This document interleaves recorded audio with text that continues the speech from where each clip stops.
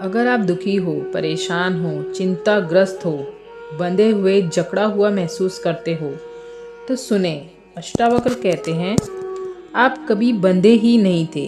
बंधा हुआ सिर्फ आपका विश्वास है। अगर जीवन में कुछ भी कमी है, अगर मन बार बार अशांत हो जाता है, तो समस्या जीवन में नहीं है, समस्या पहचान में है। आप सुन रहे हैं निशांत बेला चैनल। अष्टावक्र गीता अध्याय 1 और श्लोक 12। आत्मा साक्षी भिभु पूर्ण एको मुक्त चिदक्रिय असंगो निष्प्रह शांतो भ्रमत संसार वाणी। एक एक शब्द को गहराई से समझते हैं। अष्टावक्र कहते हैं, आत्मा साक्षी, तुम देखने वाले हो। जो बदल रहा है वह तुम नहीं हो, तुम वह हो जो बदलाव को देख रहा है। विभुः, तुम केवल इस शरीर तक सीमित नहीं हो, तुम्हारी चेतना पूरे अस्तित्व में फैली है। पूर्ण, तुम अधूरे नहीं हो, इसलिए भीतर की सारी बेचैनी, कुछ पाने की दौड़, सब गलतफहमी है। एको, तुम अकेले नहीं हो, लेकिन तुम भीड़ भी नहीं हो, तुम अद्वितीय हो, एक हो। मुक्तो, तुम मुक्त होना नहीं है, तुम पहले से मुक्त हो। बंधन केवल विचार है। चिद अक्रिय, तुम चेतना हो लेकिन करता नहीं, कर्म शरीर करता है और तुम सिर्फ देखते हो।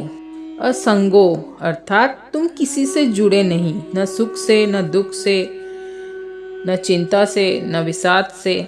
सब आते जाते हैं, तुम नहीं। निष्प्रह, अर्थात तुम कुछ चाहिए नहीं, इच्छा मन की बीमारी है, आत्मा की नहीं।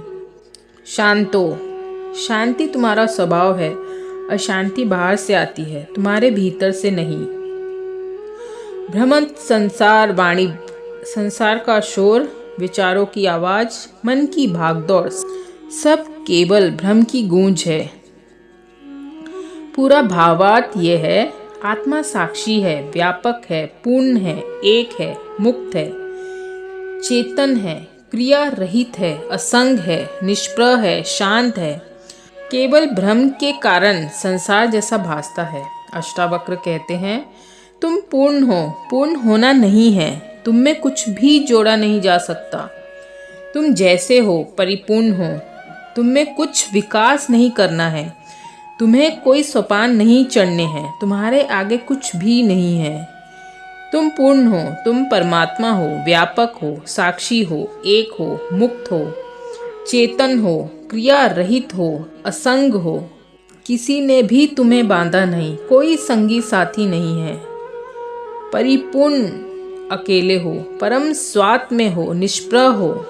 और गहराई से समझते हैं। कबीर कहते हैं, चलती चक्की देख कर दिया कबीरा रोए, अर्थात सब कुछ घूम रहा है, मन, संसार, समय, लेकिन कबीरा रो नहीं रहे थे, वह देख रहे थे। जो घूम रहा है वह तुम नहीं हो, जो देख रहा है वही आत्मा है।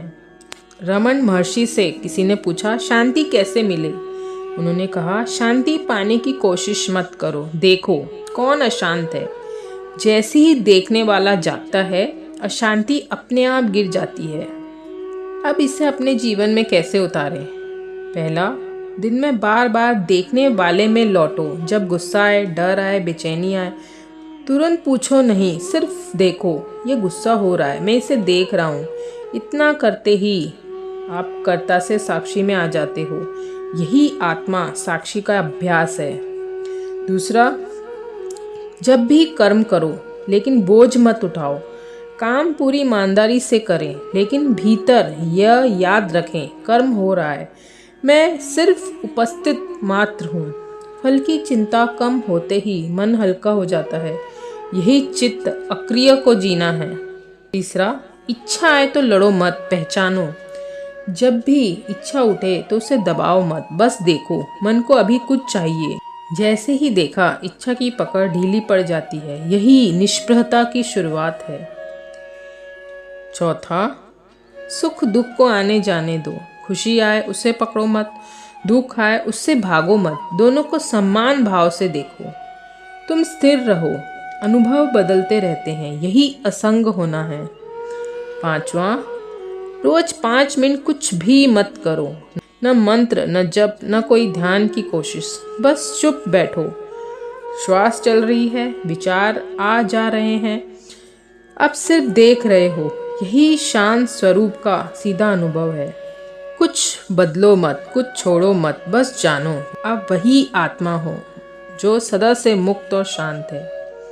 दोस्तों, आज के श्लोक में साफ साफ सीधे सीधे हमें साक्षी की शिक्षा दी जा रही है।